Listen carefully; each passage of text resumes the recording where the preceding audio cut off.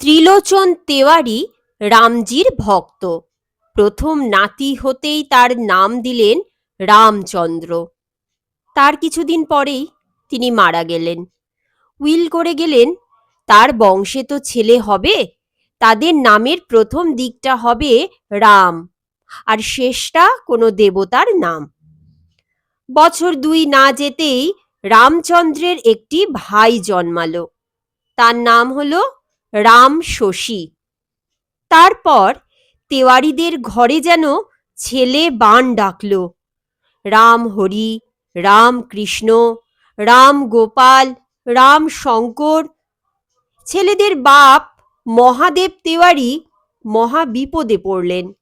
নাম যে আর পাওয়া যায় না, অথচ ছেলেরও বিরাম নেই, একটা মেয়েও কি হতে নেই। ক্রমে মহাদেব একেবারে ভেঙে পড়লেন। মনে সুখ নেই, মুখে অন্ন নেই, চোখে ঘুমও নেই। এদিকে শেষের ছেলেটির বয়স 6 মাস হয়ে গেল। নাম তো একটা রাখতেই হবে। মহাদেব পুঁথি পত্তর নিয়ে বসে গেলেন নাম খুঁজতে। রাম বরুণ, রাম বায়ু, রাম ব্রহ্মা, রাম যম।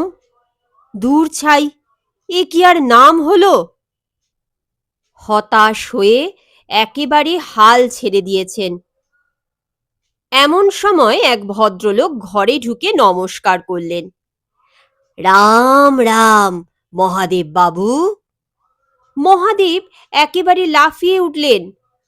রাম রাম, রাম রাম, পেয়েছি। ওহ, বাঁচালেন আপনি! আর একটু হলে তো পাগলই হয়ে যেতাম। ছেলের নাম আমি কিছুতেই খুঁজে পাচ্ছি না। ছেলের নাম রাখা হলো রাম রাম। মহাদেব গিন্নিকে শাসিয়ে দিলেন। সাবধান, এবার যদি ছেলে হয় সে হতভাগার আর নাম জুটবে না, তা বলে দিচ্ছি।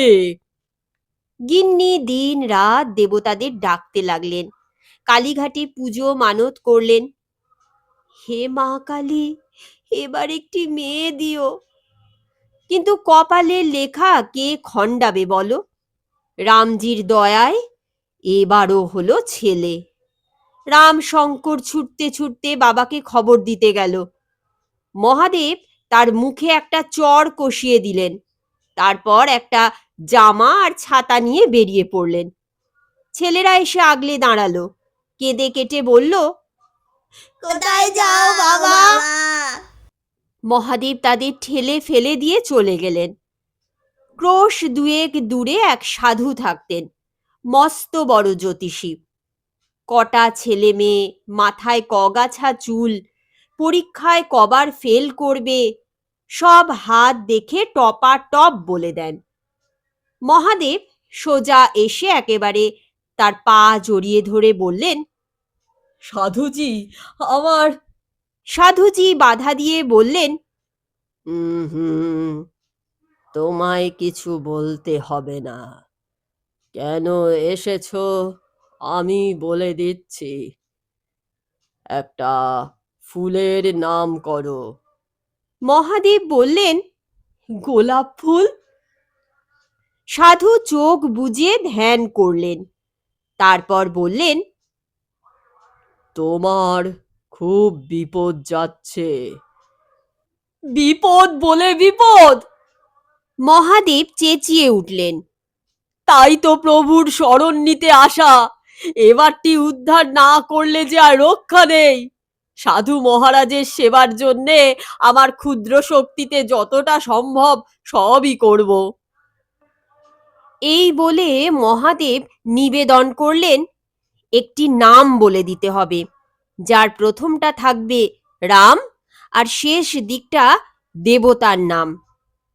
সাধু বলে যেতে লাগলেন, রাম শঙ্কর, রাম কৃষ্ণ, রাম গোপাল। মহাদেব জানালেন, ও সবগুলোই রয়েছে, নতুন নাম চাই। তারপর জ্যোতিষীর গণনা শুরু হলো। ঘরের সমস্ত মেঝেটা জুড়ে খড়ি দিয়ে আঁক কাটা হলো। মহাদেব তেমনি বসে রইলেন। শেষটায় সন্ধ্যা হয় হয়। এমন সময়ে সাধুজি মুখ তুলে বললেন, রাম সিংহ। রাম সিংহ!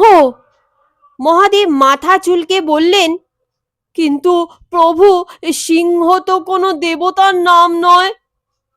সাধুজি গর্জে উঠলেন, তুমি মূর্খ, তাই তর্ক করছো। সিংহ যে পশুরাজ, এ কথা তো জানো? জানি প্রভু। শাস্ত্র বলে রাজা দেবতা, এটা তো অজানা নেই? না মহারাজ।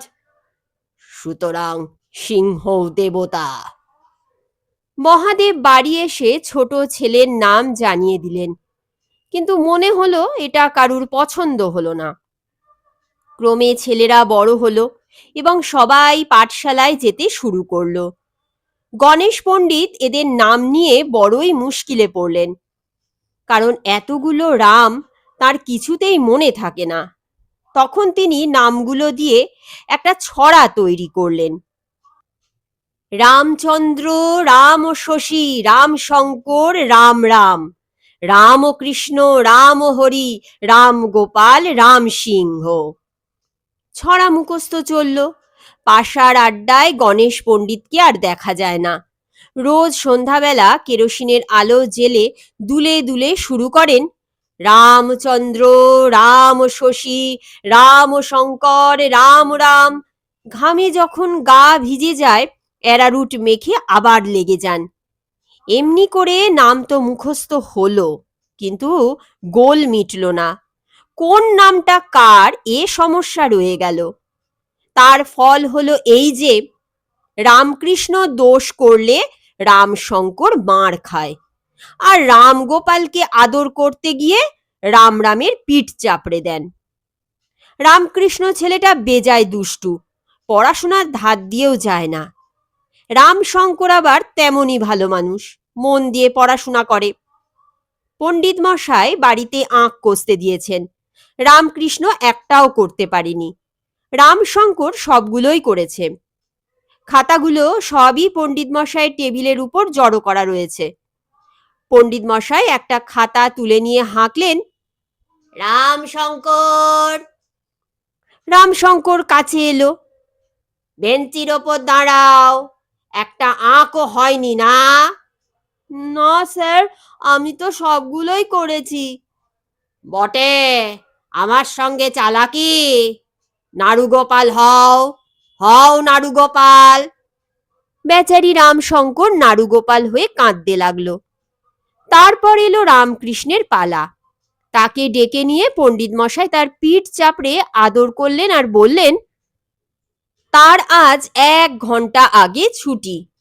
সবাই অবাক হয়ে গেল, কিন্তু এই কথা জানলো না যে পণ্ডিত মশাই যখন তার রোজকার দিবানিদ্রাটুকু সেরে নেবার জন্যে টেবিলে পা তুলে চেয়ারের পিঠে গা এলিয়ে দিয়েছিলেন, সেই সময় রামকৃষ্ণ এক ফাঁকে তার নিজের খাতার নাম কেটে রামশঙ্করের নাম আর রামশঙ্করের খাতায় নিজের নাম বসিয়ে দিয়ে এসেছিল। ঘোষেদের গাছে ভালো লিচু ফলেছে। রামকৃষ্ণ একদিন সব সাবার করে এলো। নিতাই ঘোষ এসে নালিশ করলো মহাদেবের কাছে। নিতাই ঘোষ বললেন, কে আর খাবে আপনার ওই রাম রাম? মহাদেব বললেন, কে খেয়েছে লিচু?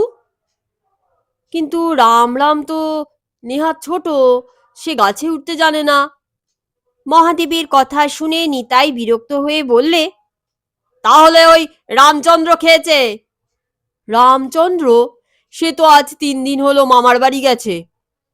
নিতাই রেগে বেরিয়ে গেল। চোর ধরা পড়ল না। এমনই ঘটনা প্রায়ই ঘটে। তারপর একদিন এক ভীষণ গোলমাল হয়ে গেল। সেই কথাই বলবো।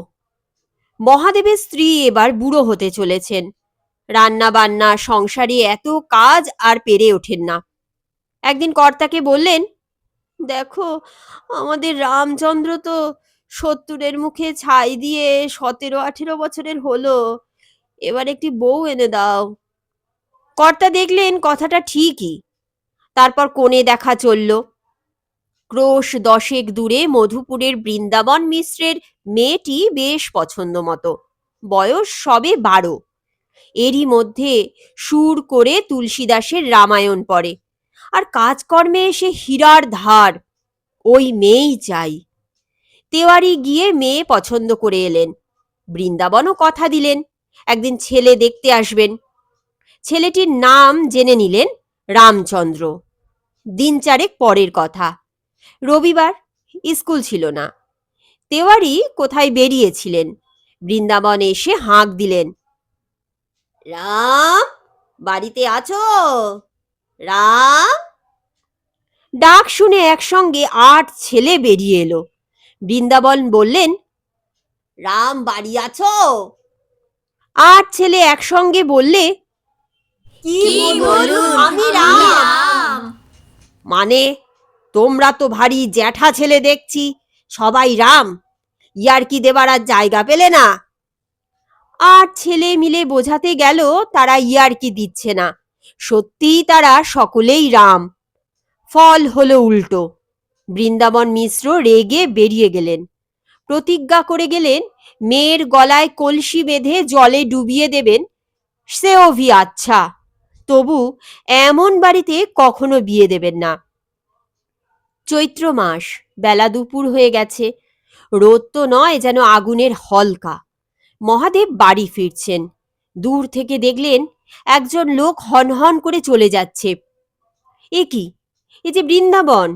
এগিয়ে গিয়ে সংবর্ধনা করে বললেন, এ বেয়াই, আরে আসুন আসুন, কখন এলেন?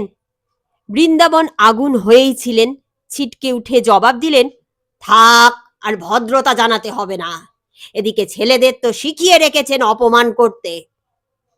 মহাদেব তো শুনে অবাক। অপমান? বেয়াই বলে কি? তারপর সমস্ত ঘটনা শুনে চৈত্র মাসের মাঠের আগুন তার মাথায় গিয়ে উঠল। নিঃশব্দে বাড়ি এসে শোবার ঘর থেকে একখানা খাঁড়া নিয়ে বেরিয়ে এলেন উঠোনে। বললেন, কই, কোথায় গেল পঙ্গপালের দল? সব কেটে শেষ করব। তার অগ্নি মূর্তি দেখে যে যেদিকে পারল পালালো। গিন্নি ছুটে এলেন, চেঁচামেচিতে পাড়ার লোক জড়ো হলো। তেওয়ারিকে কি কেউ ধরে রাখতে পারে? ক্রমাগত বলতে লাগলেন, ছেড়ে দাও তোমরা, রক্তবীজের দল আমি আজই সাবার করব, আর সহ্য হয় না। তারপর এলেন মোড়ল, মহাদেবকে বসিয়ে ঠান্ডা করে বললেন, ওদের কেটে কি হবে, তার চেয়ে ওদের রাম কেটে দাও, দেখবে কোনো গোল থাকবে না। কথাটা সকলেরই মনে ধরল। মহাদেব তৎক্ষণাৎ রাজি হলেন। পরদিন মস্ত যজ্ঞের আয়োজন হলো। গ্রামের 10 জন এসে বসলেন। পুরোহিত এসে মন্ত্র পড়ালেন, আজ থেকে আমার ছেলেদের রাম কাটিয়া দিলাম। কিন্তু ছেলেদের মুখ ভার হয়ে রইল, তাদের নামগুলো যে বিশ্রী ছোট হয়ে গেল।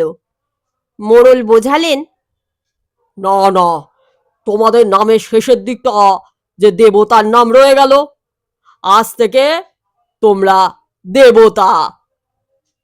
তাই নাকি? শুনে তাদের আনন্দ আহার ধরে না।